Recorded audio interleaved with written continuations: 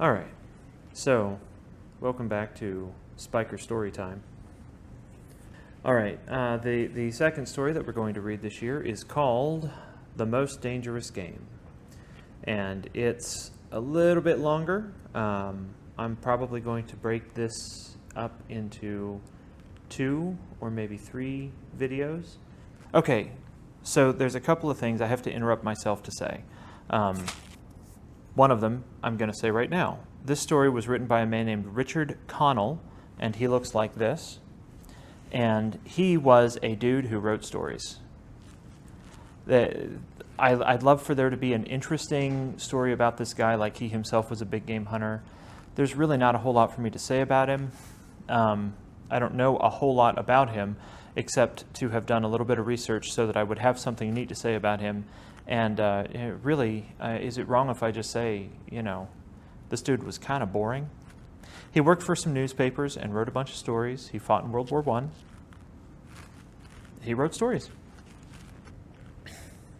This story is set in the 1920s when it was very fashionable for rich people to go to very exotic places and do a little bit of big game hunting, which is a term that's used to describe when rich people go to exotic places to hunt big, dangerous animals like lions and tigers and bears. Oh my. Our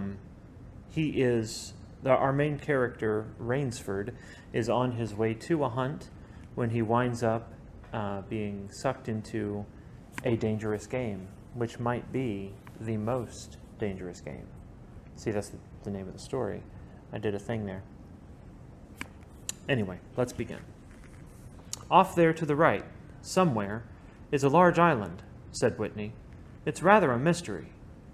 What island is it? Rainsford asked. The old charts call it Ship Trap Island, Whitney replied. A suggestive name, isn't it? Sailors have a curious dread of the place. I don't know why. Some superstition. Can't see it, remarked Rainsford, trying to peer through the dank tropical night that was palpable as it pressed its thick, warm blackness in upon the yacht. You've good eyes, said Whitney with a laugh, and I've seen you pick off a moose moving in the brown fall bush at 400 yards, but even you can't see 4 miles or so through a moonless Caribbean night. Nor 4 yards, admitted Rainsford. Ugh, it's like moist black velvet. It'll be light enough in Rio, promised Whitney. We should make it in a few days. I hope the jaguar gums have come from Purdy's. We should have some good hunting up in the Amazon. Great sport, hunting. The best sport in the world, agreed Rainsford. For the hunter, amended Whitney. Not for the jaguar. Don't talk rot, Whitney, said Rainsford. You're a big game hunter, not a philosopher. Who cares how a jaguar feels? Perhaps the jaguar does, observed Whitney. Bah! They've no understanding. Even so, I rather think they understand one thing. Fear. The fear of pain and the fear of death. Nonsense, laughed Rainsford. This hot weather is making you soft, Whitney. Be a realist. The world is made up of 2 classes, the hunters and the huntees. Luckily, you and I are hunters. Do you think we've passed that island yet? I can't tell in the dark. I hope so. Why? Asked Rainsford. The place has a reputation, a bad one. Cannibals? Suggested Rainsford. Hardly. Even cannibals wouldn't live in such a God-forsaken place, but it's gotten into sailor lore somehow. Didn't you notice that the crew's nerves seemed a bit jumpy today? They were a bit strange, now you mention it. Even Captain Nielsen. Yes, even that tough-minded old Swede who'd go up to the devil himself and ask him for a light. Those fishy blue eyes held a look I never saw in there before. All I could get out of him was, "This place has an evil name among seafaring men, sir." Then he said to me, very gravely, "Don't you feel anything?" As if the air about us was actually poisonous. Now, you mustn't laugh when I tell you this. I did feel something like a sudden chill. This is where I would pause in front of my students and talk a little bit about foreshadowing, which is where something happens in a story that gives you little clues as to what's going to happen later. Rainsford and Whitney have talked about two things specifically. First, they've talked about the existence of Ship Trap Island, whether or not it's even actually there, and why it might be so dangerous, and why the sailors on their ship are so afraid of it. What do you think that might foreshadow?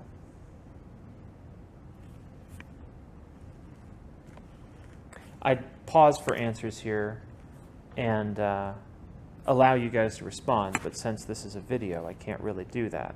But hopefully something occurred to some of you. The other thing is, let's look at the conversation that Whitney and Rainsford just had. They're going to hunt jaguar. A jaguar is a great big cat. It looks like this. They're kind of dangerous because they're, great big cats that can kill people. Whitney is saying that, maybe the jaguar doesn't really enjoy being hunted. Maybe the jaguar doesn't really enjoy being hunted. And Rainsford thinks that's ridiculous. He says, well, they're just animals. They don't have feelings. Whitney says, maybe they do. Again, this is foreshadowing. Think to yourself, what do you think the author might be foreshadowing for us here?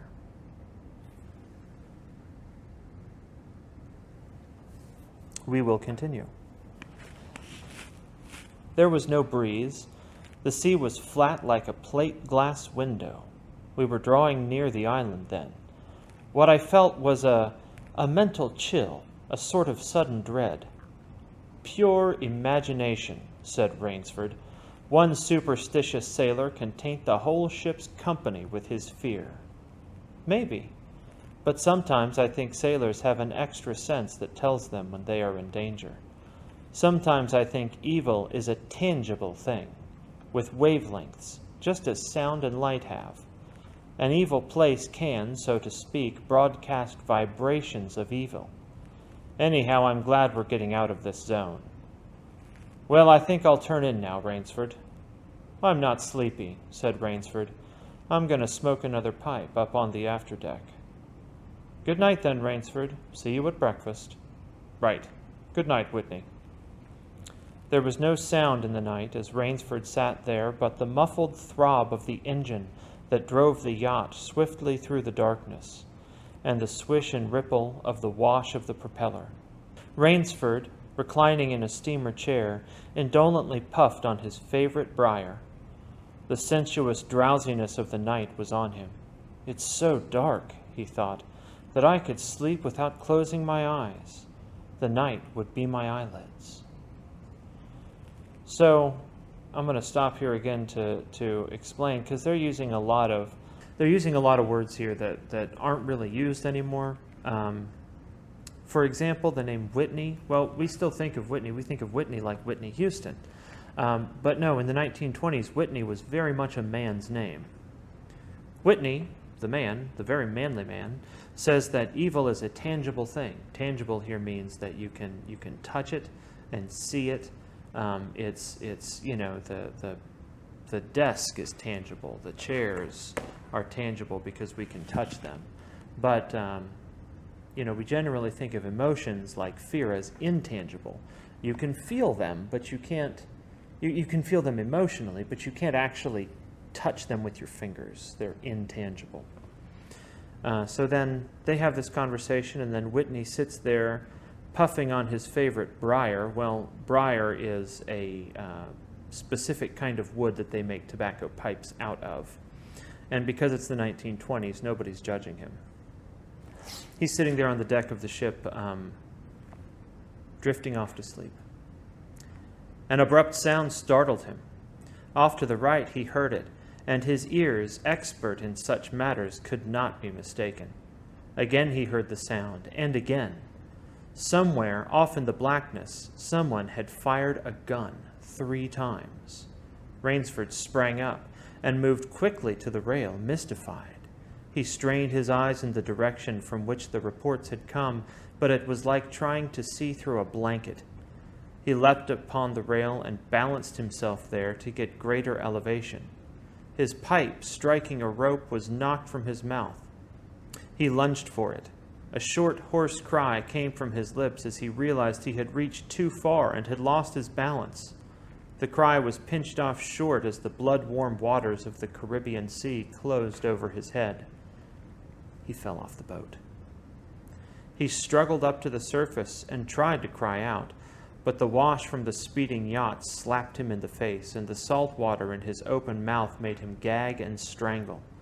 Desperately, he struck out with long strokes after the receding lights of the yacht, but he stopped before he had swum 50 feet. A certain cool-headedness had come to him. It was not the first time he had been in a tight place. There was always a chance that his cries could be heard by someone aboard the yacht, but that chance was slender and grew more slender as the yacht raced on. He wrestled himself out of his clothes and shouted with all his power. The lights of the yacht became faint and ever-vanishing fireflies. Then they were blotted out entirely by the night. Rainsford remembered the shots. They had come from the right, and doggedly he swam in that direction, swimming with slow, deliberate strokes, conserving his strength. For a seemingly endless time he fought the sea. He began to count his strokes. He could possibly do 100 more, and then Rainsford heard a sound. It came out of the darkness, a high, screaming sound, the sound of an animal in an extremity of anguish and terror. He did not recognize the animal that made the sound. He did not try to. With fresh vitality, he swam toward the sound. He heard it again. Then it was cut short by another noise, crisp, staccato. "Pistol shot," muttered Rainsford, swimming on. 10 minutes of determined effort brought another sound to his ears, the most welcome he had ever heard, the muttering and growling of the sea breaking on a rocky shore. He was almost on the rocks before he saw them. On a night less calm, he would have been shattered against them. With his remaining strength, he dragged himself from the swirling waters. Jagged crags appeared to jut up into the opaqueness. He forced himself upward, hand over hand. Gasping, his hands raw, he reached a flat place at the top. Dense jungle came down to the very edge of the cliffs. What perils that tangle of trees and underbrush might hold for him did not concern Rainsford just then.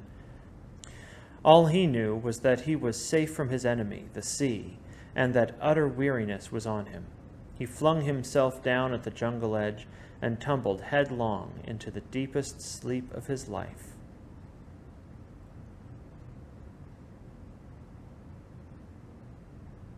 Now that I've read that section of the story, I need to explain that what we just read was the exposition.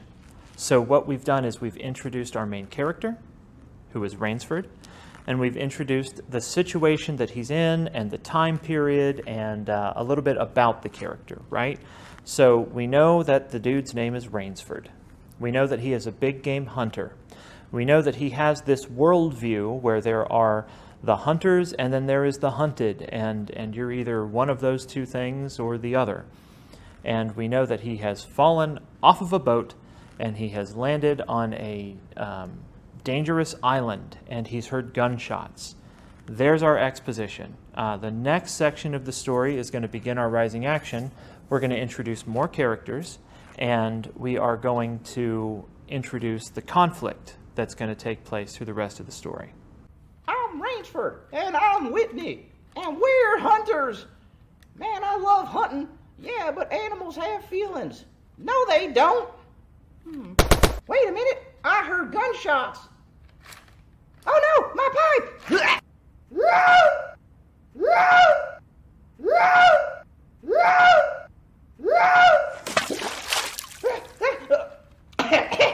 I need to calm down. I heard a gunshot. It's over that way. I'm gonna swim towards it.